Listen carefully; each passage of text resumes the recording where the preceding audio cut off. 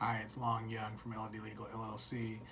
I did a quick article about this on our website, but I just wanted to see if I can't further clarify this pretty frequently discussed issue, and that is a discussion of how we decide, or how to help you decide what type of probate to go through.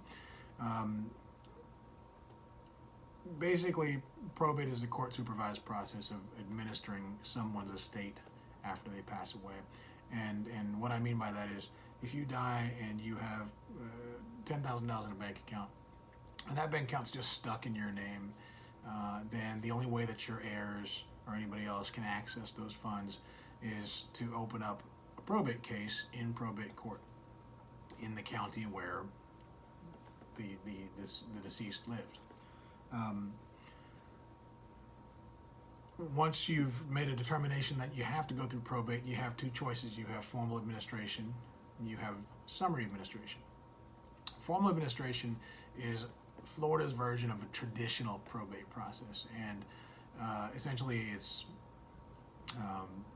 where an executor, or what we call a personal representative, PR, is actually appointed, and then that person is granted letters of administration, and with those letters they can go out and seek all the information they need, confirm the existence of assets, confirm balances, account numbers, etc., and then they can secure those assets, address creditor claims if creditors have filed claims against the estate, and eventually satisfy those claims, maybe file some final tax returns, a host of things that you would sort of expect to have to do, and then eventually distribute the assets to the remaining assets to the beneficiaries or the heirs.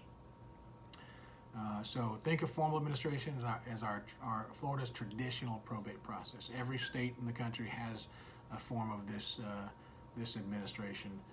They may call it different things in different places, but here we call it formal. Any estate can employ, anybody can employ formal administration for the estate, no matter what the size, $1, $1 million, it can go through formal administration. Summary administration, on the other hand, is an abbreviated process. It's typically quicker, faster, cheaper. There is no personal representative appointed in summary administration. However, you also don't have all the you don't have all the same responsibilities you would have as the personal representative in a formal administration. However, but you also, there's less that you can accomplish in summary administration. You can't easily deal with creditor claims. You have the issue of not being able to talk to anybody freely because you're not the appointed PR, an authorized party to speak to financial institutions, et cetera.